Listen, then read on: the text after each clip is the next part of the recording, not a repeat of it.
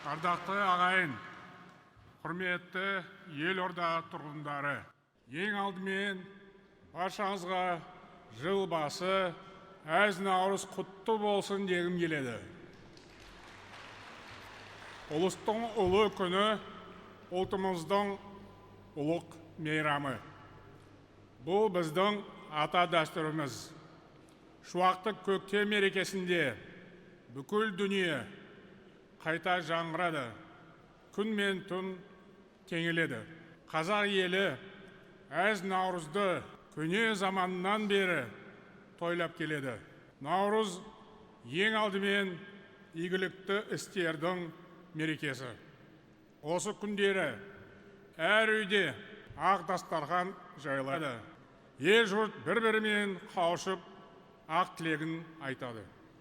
Мұқтаж жандарға қайырымдылық жасап, қамқорлық көрсетеді.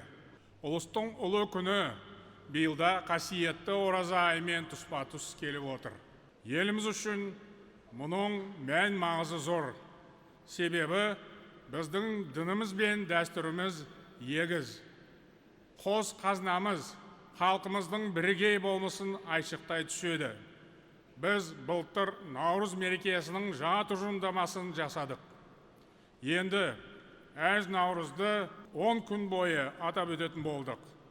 Наурызнаманың әр күні тағылымға толы. Наурыз көптеген шығыс халықтарына ортақ мереке болғанмен, елімізде ұлыстың ұлы күнін тойлаудың ерекше дәстүрі бар. Бұл мейрамның төл мәдениетіміздегі орны ерекше. Шетелдік меймандар да мереке қарсаңында Қазақстанға арнайы келіп, біздің салт дәстүрімізбен танысады. Әдет ғұрпымызды танып біледі.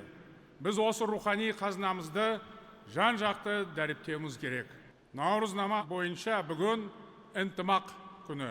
Еліміз үшін ауызбіршілік пен татулықтың орны қашанда ерекше. Бүкіл халқымыз ұлтына, дініне қарамастан бір ел болып, наурызды бірге атап өтеді. Біз осындай береке бірлігіміздің арқасында болашаққа зор сеніммен қарап, тек алға қарай қадам басып келеміз. Жан-жақты реформа жасап, мемлекеттің саяси жүйесін жаңғыртып жатырмыз. Ауқымды экономикалық жобаларды қолға алдық. Байсалды сыртқы саясатымыздың арқасында Қазақстан бүкіл әлемге беделді мемлекет ретінде танымал болды. Ұлыстың ұлы күні тазалық мерекесі. Халқымыз осы күні тал егіп, бұлақтың көзін ашқан, айналасын тазалап, табиғатты аялаған. Бұл дәстүр бүгінде өз жалғасын табуда. Былтырдан бері елімізде таза Қазақстан акциясы жүріп жатыр. Жалпы ұлттық іске барша жұртымыз, әсіресе жастар белсенді атсалысуда. Осылайша қоғамымызда жаңа экологиялық мәдениет пен болмыс қалыптасып келеді. Наурыз нағыз еңбек мерекесі. Көктемнің басы, дала еңбегі жанданатын кезең. Қазір ауыл шаруашылығында қарқынды жұмыс басталды. Біз осы жылды жұмысшы мамандықтары жылы деп жарияладық. Басты мақсатымыз еңбек адамның беделін арттыру. Өйткені еңбек қорлық озық ойлы ұлтқа тән қасиет. Қазіргі таңда бүкіл әлем алмағайып жағдайда өмір сүруде. Өзара жанжал мен қақтығыстар қаупі жаһандық тұрақтылыққа әсерін тигізіп жатыр. Сондықтан біздің саясатымыздың басты бағыты бұл қоғамның тұрақтылығын нығайту. Наурыз – это по-настоящему народный праздник. В Казахстане он объединяет людей самых разных этносов и вероисповеданий.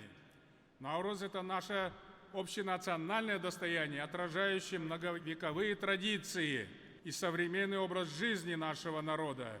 Это символ общих ценностей, единства и солидарности. Қадірлі қауым, биыл Конституциямызға және Қазақстан Халқы Ассамблеясына 30 жыл толады. Сондай-ақ ұлы жеңістің 80 жылдығын атап өтеміз.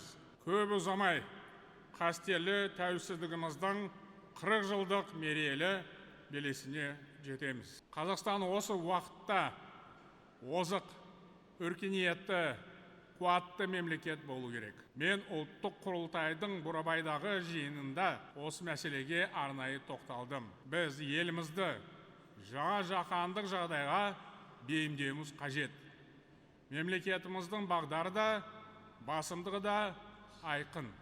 Цифрландыру ісі мен жасанды интеллект, ірі инфрақұрылымдық жобалар, көлік тасымал және энергетика, агроөнеркәсіп кешені, сондай-ақ адам капиталы, осының бәрі еліміздің негізгі даму бағыттары. Қазақстан осы салалар бойынша әлемдік бәсекеге қабілетті ел болмақ. Бұған біздің мүмкіндігіміз толық жетеді. Біз заң мен тәртіп қағидасы берік орныққан, әділетті, қауіпсіз, таза, мәдениетті және дамыған Қазақстанды міндетті түрде бірге құрамыз. Қазақстаннан басқа еліміз жоқ. Сондықтан бәріміз бір қоғам болып, мемлекетімізді нығайтайық, дамытайық, көркейтейік. Көзі ашық, көкірегі ояу жастарды қолдайық, жол берейік. Ардақты ағайын, біз бір ел болып, мақсатымызға жетеміз. Поздравляю всех граждан Республики Казахстан с праздником Наурыз. Желаю всем соотечественникам счастья и благополучия. Әз Наурыз елімізге бақ береке әкелсін. Ұлыс оң болсын, ақ мол болсын.